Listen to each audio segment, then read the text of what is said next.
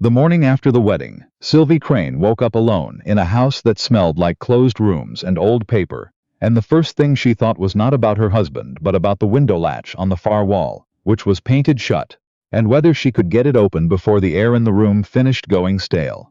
She had arrived the evening before, just before dark, in a hired carriage that the driver had navigated up a long gravel lane without enthusiasm. The house, Aldenmere, as it was called in the deed of marriage settlement her father's solicitor had read aloud 3 weeks earlier, was a federal-style manor in the hill country of western Massachusetts, 3 stories of pale stone with dark shutters and a chimney that leaked a thin thread of smoke from somewhere in the east wing. It was not a ruin, that was the first thing she noted. The roof appeared sound, the windows were intact, and someone had recently repointed the stonework on the south-facing wall. It was not a ruin, but it had the feeling of a place that had decided, quietly and without announcement, to stop trying. Mr. Aldenmere, she had not yet begun to call him anything else, even in her own mind, had not been there to meet her. His letter, delivered 2 days before the wedding by a courier, who did not wait for a reply, had explained only that business required him in Boston through the end of the month, and that Mrs. Aldenmere, and this was the first time she saw herself referred to by that name, in that cold formal hand, would find the house staffed and in reasonable order. He had signed it R. Aldenmere and left no other instruction. The staff, as it turned out, consisted of a housekeeper named Mrs. Peel, a groundskeeper named Otto who spoke rarely and moved slowly, and a kitchen girl named June who was perhaps 16 and startled at loud sounds.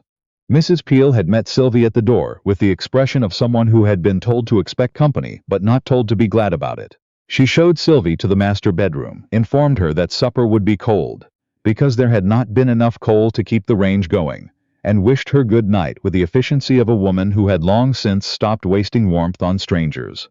Sylvie had eaten a plate of sliced ham and bread at the desk in the corner of the bedroom and read the same page of a novel 4 times before giving up and lying down in her clothes. That was how the marriage began. She had known, walking into it, that it would not be easy.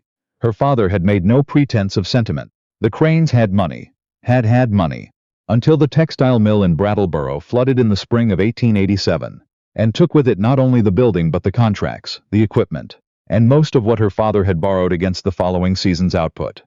Mr. Aldenmere had purchased the mill's remaining assets at a fair price, and, in a separate and related conversation, had made an offer of marriage for the eldest daughter. Her father had the grace to look uncomfortable when he told her. Her mother had the grace to cry. Sylvie had looked at the letter of proposal, formal, precise, oddly impersonal, and thought, he wants a wife the way he wants a well-organized ledger, everything in its place, no surprises. She was 24 years old. She had spent 3 years keeping her father's accounts after his bookkeeper retired, and she knew what numbers could and could not tell you. They could tell you that her father's debts exceeded his assets by a margin that would not close on its own. They could not tell you what it felt like to be handed from one set of responsibilities to another, like a parcel someone had forgotten to address properly. She said yes. In the first week, she learned the house.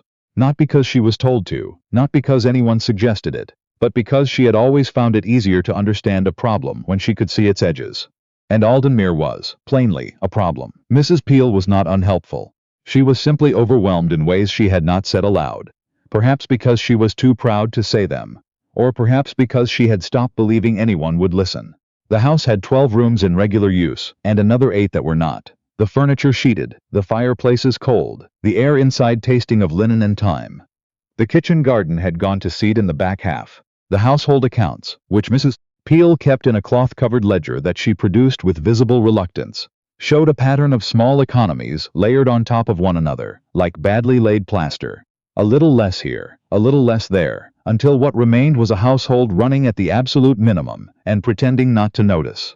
Sylvie asked Mrs. Peel how long it had been since there was full staff. Mrs. Peel looked at the window. Since before the last Mrs. Aldenmere, she said, and did not explain further. Sylvie noted this and did not push. There would be time. She found, in the library off the east corridor, a set of estate records going back 11 years. They were organized well enough. Someone had cared once, but the most recent entries had a quality of avoidance to them. Numbers entered in a rush, categories that didn't quite add up. There was a line for property management fees that recurred quarterly, billed by a firm called Whitmore and Hedges, and it was not a small amount. She wrote it down. On Thursday of that first week, she asked Mrs. Peel who Whitmore and Hedges were. Mrs. Peel set down the teapot she'd been carrying. They manage the rental properties, she said. The cottages on the north edge of the estate. Mr. Aldenmere engaged them some years back. How many cottages? 3, I believe. Perhaps 4. Sylvie went back to the records. 4 cottages at market rate for this part of western Massachusetts in 1888 should have been bringing in a reliable income. According to the ledger, the income from the rental properties had been logged only sporadically, once a year, sometimes not at all, as a single lump sum under a category labeled miscellaneous receipts. The management fees from Whitmore and Hedges, however, were consistent to the penny every quarter, without fail. She read the page twice. Then she went to find her coat. The north cottages were a 20-minute walk from the main house, through a meadow that was trying, with some effort, to become a forest again. 3 of them were occupied. A retired farmhand and his wife, a young widow with 2 children, a quiet man named Mr. Cross who raised bees. The 4th was empty, its door warped in the frame, a window cracked on the upper right corner. None of them knew who Sylvie was. She introduced herself simply as Mrs. Aldenmere and asked if she might ask a few questions. They were cautious but not unfriendly. What she learned over 3 separate conversations was this. They paid their rent each month to a collector who came on the last Friday and issued a receipt on paper that bore the Whitmore and Hedges letterhead. The amounts were consistent with what Sylvie would have expected for the properties. The collector kept the money. And what Whitmore and Hedges remitted to the estate, according to the ledger, was approximately 40% of what the tenants paid. She stood in the lane between the 2nd and 3rd cottages and did the arithmetic in her head and then did it again to be certain. 60% of the rental income had been going somewhere that was not Aldenmere for, as far as she could tell from the records, at least 6 years. She walked back to the house through the long afternoon light and felt, not for the first time in her life, the particular cold clarity that comes when a number you have been given and a number you have found refuse to match. She wrote to Mr. Aldenmere in Boston that evening. Not an accusation, she was careful about that.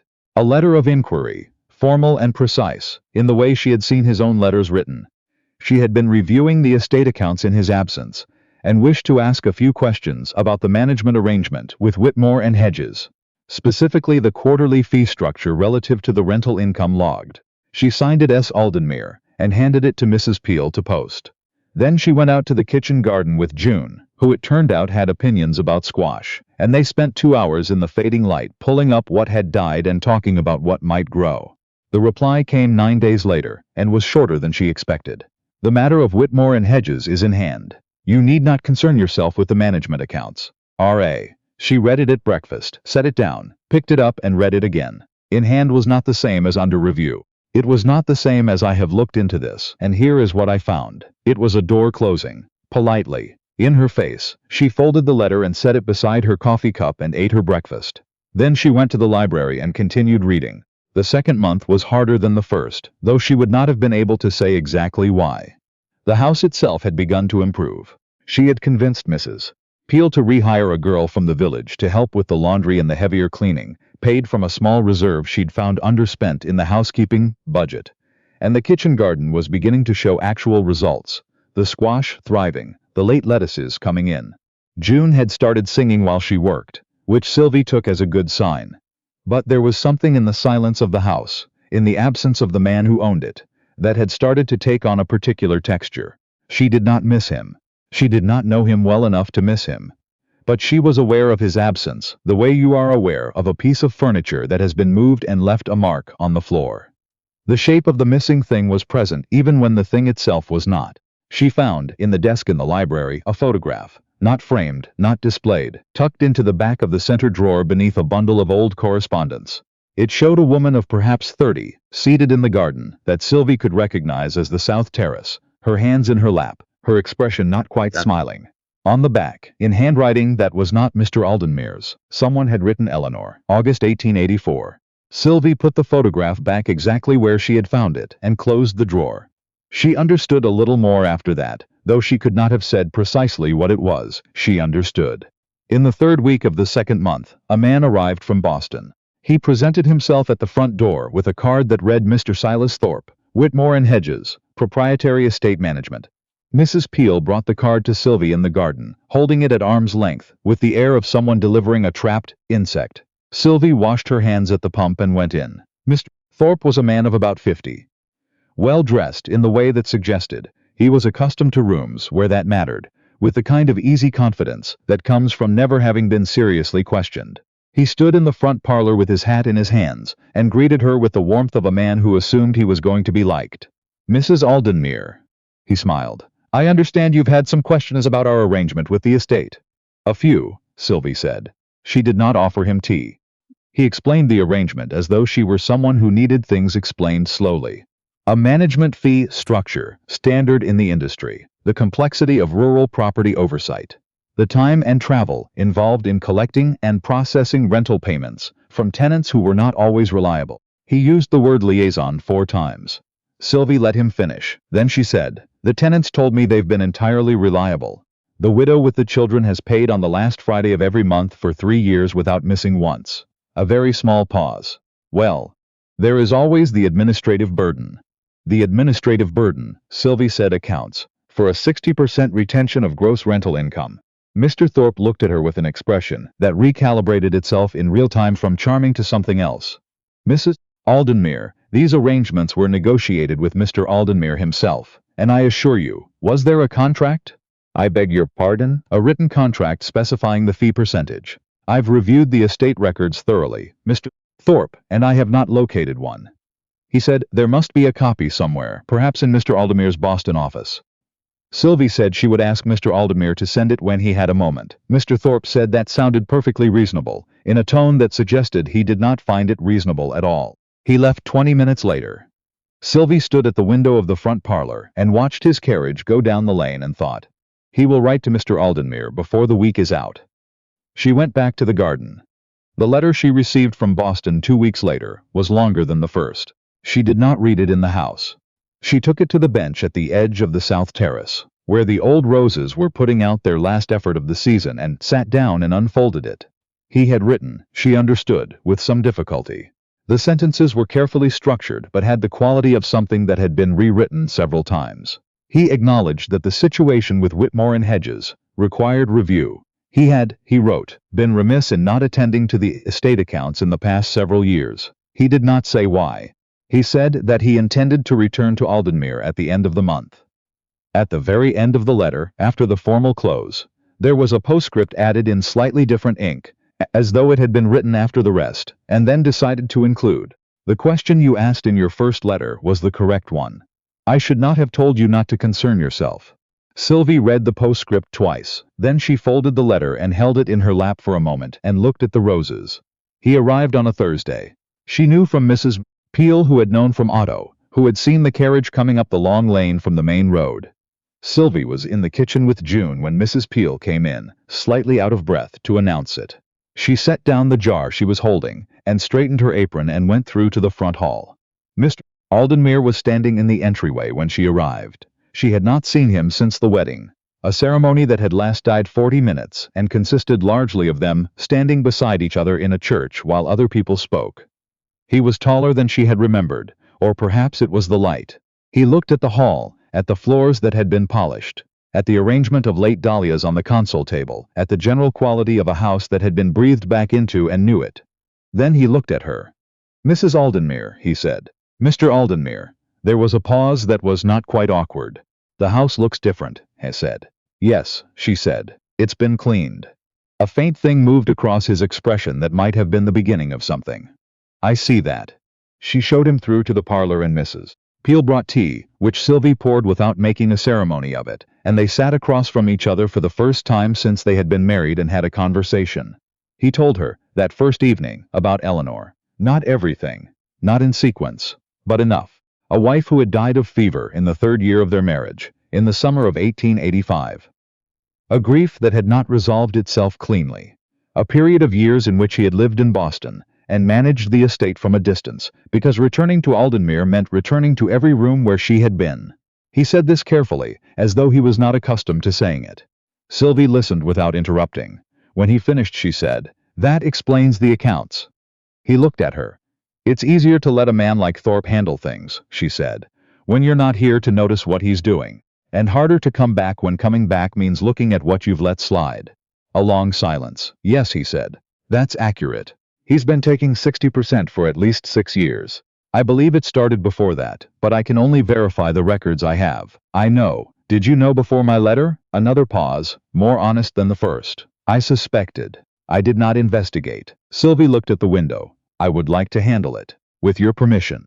I know the records better than anyone at this point, and I can write to the tenants and review what's been underpaid and prepare a formal demand for the amounts owed. He was quiet for a moment. It was the kind of quiet she had come to associate, in her father's house, with men who were deciding whether to take her seriously. You can do that? He said. I've been doing it, she said. I'm asking if you'll let me finish. Something shifted in his expression. It was not nothing, that shift. Yes, he said. Go ahead. November came quietly, the way it does in Massachusetts when the summer has finally given up arguing. The case against Whitmore and Hedges was not quick. There were letters and counter-letters, a formal demand drafted by Sylvie and reviewed by a solicitor in Springfield, an accounting of underpaid rental income that came to a figure that made Mr. Thorpe's next letter considerably less confident in tone. He offered a settlement. She wrote back with the specific terms she found acceptable and the specific terms she did not. He accepted the larger portion of them. Mr. Aldenmere read each letter she sent before she sent it. He did not often suggest changes. Once, after reading a particularly precise dissection of Thorpe's fee justifications, he looked up from the paper and said, "Where did you learn to write like this?" "My father's correspondence," Sylvie said.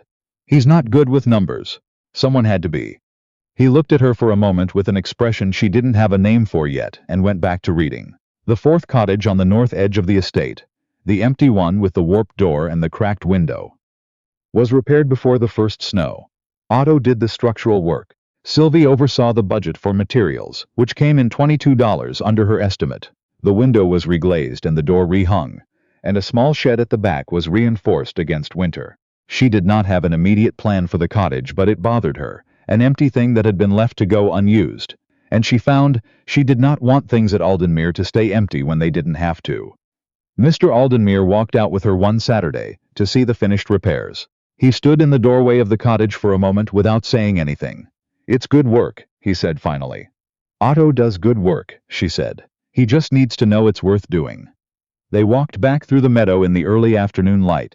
The grass had gone to the color it gets before a freeze, pale gold and very still. They didn't speak much, but the silence had a different quality than the silences they'd had in October. She couldn't have explained the difference exactly, but she could feel it. On a Tuesday in late November, she found him in the library. He was at the desk. Her desk, the one where she kept the estate ledgers and the correspondence file. But he was not reading the accounts. He had the photograph in his hand, the one from the back of the center drawer. He didn't hear her come in. She stood in the doorway for a moment, long enough to see the way he looked at it. Not with the sharp urgency of grief, but with something more settled. Something that had made its peace with being sad. She stepped back into the corridor and went the long way around to the kitchen. When he came to dinner that evening, he set the photograph on the mantelpiece, in the parlor, where it could be seen. Sylvie did not comment on it, but she was glad it was there, in the light, instead of in a drawer. December brought two things. The first snow, and a letter from her mother in Brattleboro asking how she was getting on. Sylvie sat down with it at the kitchen table. She had taken to working in the kitchen in the mornings, where the stove kept things warm, and thought about how to answer honestly without alarming anyone. She wrote, "The house is in better order than when I arrived. The estate accounts are under control. The garden will need work in spring, but the bones are good. I am well." She paused, the pen resting on the paper. June was humming something near the range. She added, "I think I am beginning to understand the shape of this place. And I think, if I am careful and patient and thorough, which I know how to be, it may come to feel like mine." She sealed the letter before she could revise it. On Christmas Eve, which fell on a Sunday that year, Mr.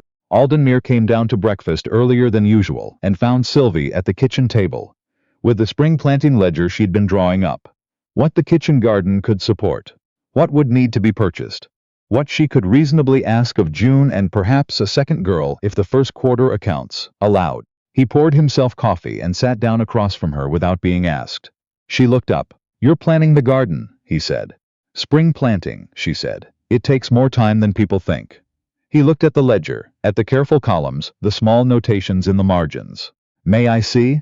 She turned it around on the table. He read it with the particular attention she had come to associate with him when he was genuinely interested in something.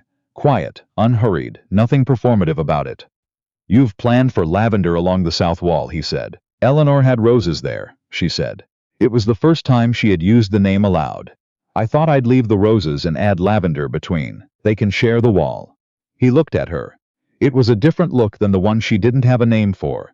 This one she thought she could name, or was beginning to be able to. He looked at her as someone who had been careful, and had just found out it was noticed. Sylvie, he said. It was the first time he had used her given name. She didn't say anything. She turned the ledger back around and made a small note in the margin about the lavender. Thank you, he said, which was not precisely what she had expected him to say, and was also exactly right. She wrote the note and did not look up, but she was smiling, and he could see it. And neither of them remarked on it, and the kitchen was warm.